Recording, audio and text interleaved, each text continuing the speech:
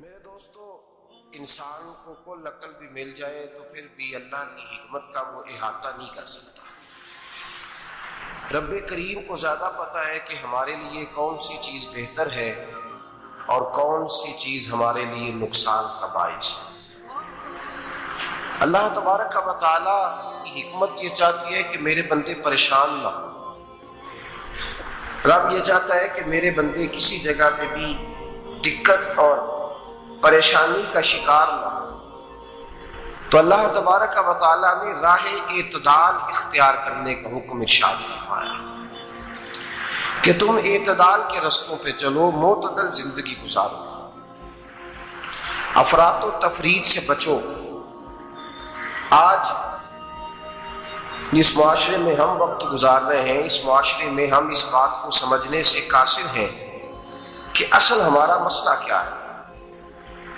ہمارا اصل جو مسئلہ ہے اس کی شناخت ہمیں کیسے ہوگی اور ہم پھر اس تک رسائی کس انداز میں حاصل کر پائیں۔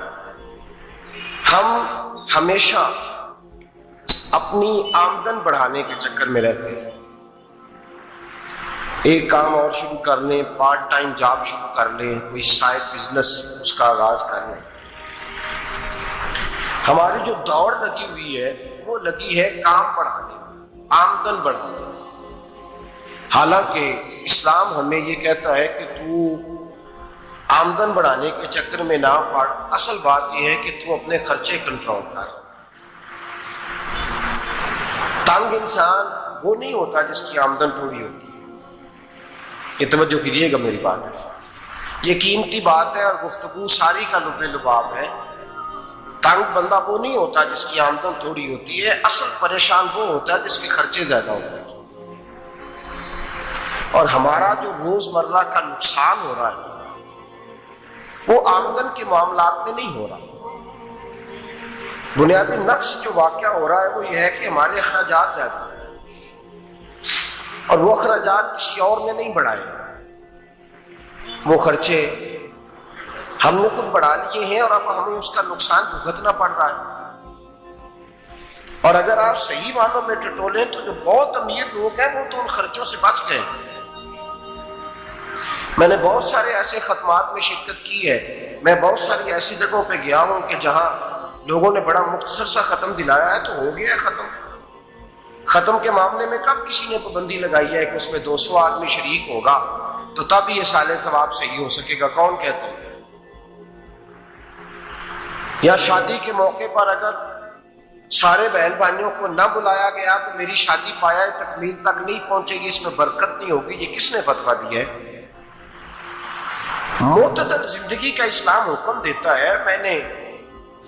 میں پڑھ رہا تھا کہ ایک بہت بڑا صدر ہے، غالباً سوڈان کے صدر کی بات ہو رہی تھی، تو اپنے بیٹے کی بارات لے کے گیا تو 4 لوگ گئے ہیں بارات اور 15 لوگوں کا اس نے اہتمام کیا اپنے گھر میں کھانا کھانے کا۔ تو کیا شادی ہو گئی کہ رک گئی؟ تو بھائی راگ الاپنا اس بات کا کہ بڑی پریشانی ہے کہ سائڈ بزنس شروع کیا جائے فلان جگہ فلان جگہ فلان جگہ، تو اصل معاملہ یہ ہے کہ پہلے ایک بندہ کماتا ہے تو پھر بھی گھر ہی چلتا ہے، پھر بڑا بیٹا ساتھ شامل ہوتا ہے تو پھر بھی گھر ہی چلتا ہے، پھر منجلا بیٹا شامل ہوتا ہے تو پھر بھی گھر ہی چلتا ہے۔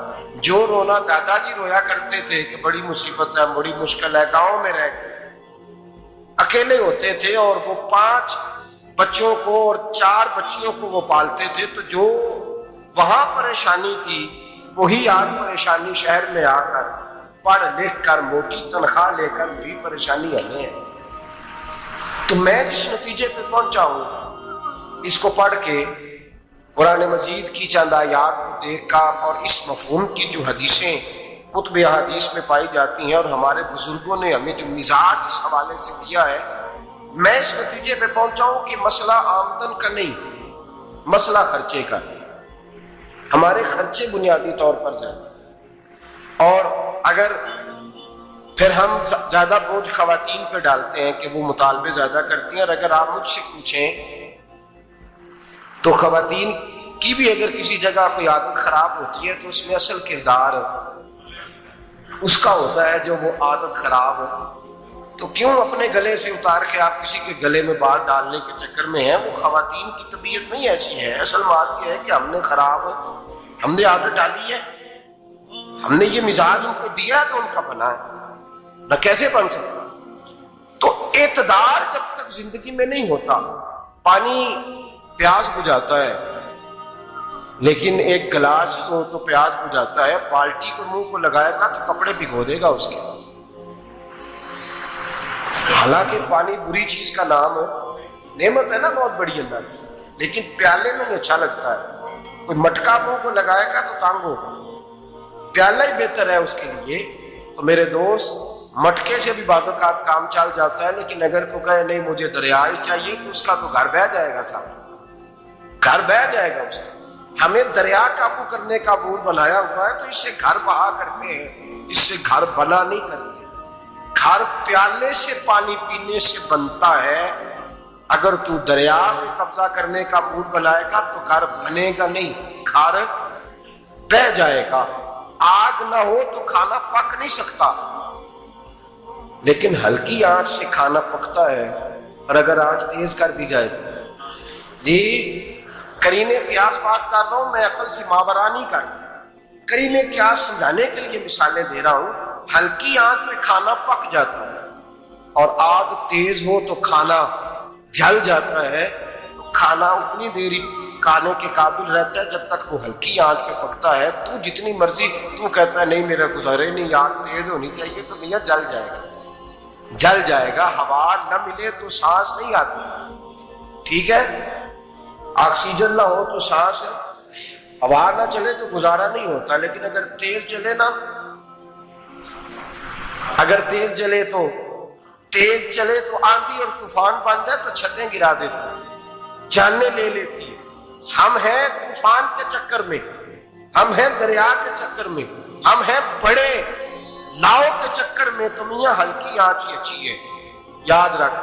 اور ایک گلاس پانی کا اعتدال سے ملتا رہے تو وہی ملتا رہے، ضرورت کے وقت وہی بہتر ہے۔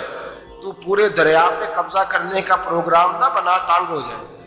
اور میرے عزیز یاد رکھ، ہوا سانس لینے کے مطابق ملے تو وہی اچھی ہے، جو سانس بند کرنے پہ آ جائے وہ ہوا اچھی۔ ہم نے چکر چلا لیا ہے کہ زیادہ پیسہ، راتوں رات پیسہ، لمبا پیسہ، یہ پلاٹ بھی میرا، وہ پلاٹ بھی میرا، گجرانوالہ بھی، گجرات بھی، لالا موسیٰ کھاڑی اور پنڈی تک جہاں میں جاؤں میرے نام کی تختیاں لگی ہوئی ہونی چاہیے۔